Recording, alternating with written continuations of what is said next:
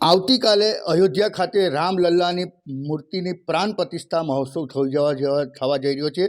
ખાસ વાત કરીએ તો જે મૂર્તિની વિશેષતા રામલલ્લાની બનાવવામાં આવી છે, કાળા પથ્થરમાંથી બનાવવામાં આવી છે અને 10 અવતાર દર્શાવવામાં આવે છે.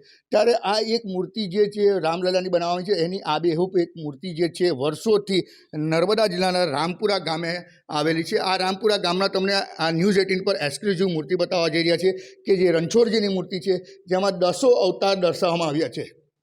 ખાસ વાત કરીએ તો જે દશા અવતારની જે મૂર્તિ છે અને ભગવાનજી જે રણછોડજીની મૂર્તિ છે એ લગભગ 100-150 વર્ષ પુરાણી છે અને એક ખેતરમાં ખેડૂતે ખેતી કરતા આ મૂર્તિ સ્વયંભૂ પ્રગટ થઈ હતી. ત્યારથી અહીંયા આગળ પ્રાણ પ્રતિષ્ઠા મહોત્સવ કરી અને જે એની પૂજાપાઠ કરવામાં આવે છે, લોકો દર્શનાર્થે આવે છે. ત્યારે આપણી સાથે અહીંના જે પૂજારી છે અને જે મહંત છે જેઓ છે તે આપણી સાથે છે. ત્યારે એમની સાથે પૂછીએ કેવી વિશેષતા મૂર્તિની છે.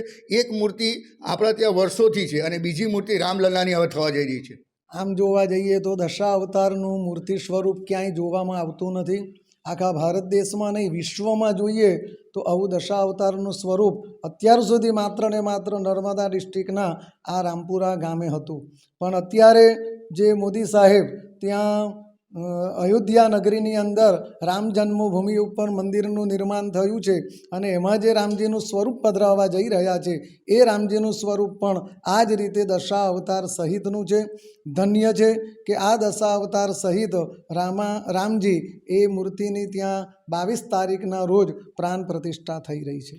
ખાસ વાત કરીએ તો આ મૂર્તિ કેવી રીતે નીકળી હતી અને ખાસ આ મૂર્તિનું પ્રાણ પ્રતિષ્ઠા કાર્ય કરવામાં હતી. વિશ્વમાં કે દેશમાં આ મૂર્તિ બીજી હવે એક નર્મદા જિલ્લામાં છે, બીજી રામલલ્લાની થવા જઈ રહી છે.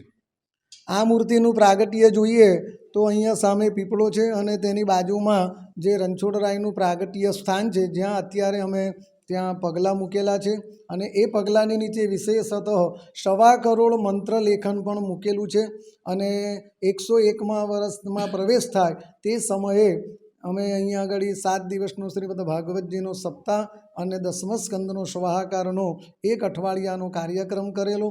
તે ઉપરાંત આ જે મૂર્તિ સ્વરૂપ છે અહીંના ખેડૂતને અંદર ખેડતી વખતે જમીનમાંથી સ્વયંભૂ ભગવાન પ્રગટ થયેલા અને એમને વિચાર આવ્યો કે આ ભગવાન મારા ખેતરમાંથી જો નીકળ્યા છે તો હું આ મારી જમીન મંદિર માટે અર્પણ કરું. અને એ જમીન અહીંયા મંદિર માટે અર્પણ કર્યા બાદ આ મંદિરનું નિર્માણ કર્યું છે. મુંબઈના કોન્ટ્રાક્ટર અને રાજા રજવાડાના સમયથી આ મંદિરની દેખરેખ થઈ અને આજે પણ આ મંદિર દેખાય છે. આબેહૂબ જૂનું અને નકશીકામ સહિતનું મંદિર છે અને આ મંદિરમાં ભગવાનની સ્થાપના કરે 101મું વર્ષ ચાલી રહ્યું છે. બિલકુલ, તમે સાંભળ્યું તેમ ખાસ કરીને વાત કરીએ તો હું ફરી તમને આ મૂર્તિનું દર્શન કરાવવા માગીશ. જે ન્યૂઝ 18 ગુજરાતી પર તમે એક્સક્લુઝિવ દર્શન કરી શક્યા છે, કારણ કે જે રામલલ્લાની મૂર્તિ જે બનાવવામાં આવી છે, આ રામલલ્લાની મૂર્તિને આબેહૂબ અહીં રણછોડજીની મૂર્તિ છે, 10 અવતાર પણ દર્શાવવામાં આવ્યા છે.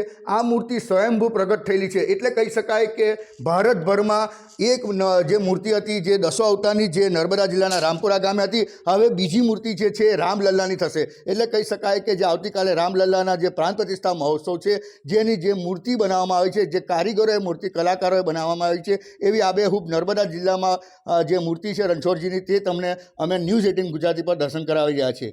દીપક પટેલ, ન્યૂઝ 18 ગુજરાતી, નર્મદા.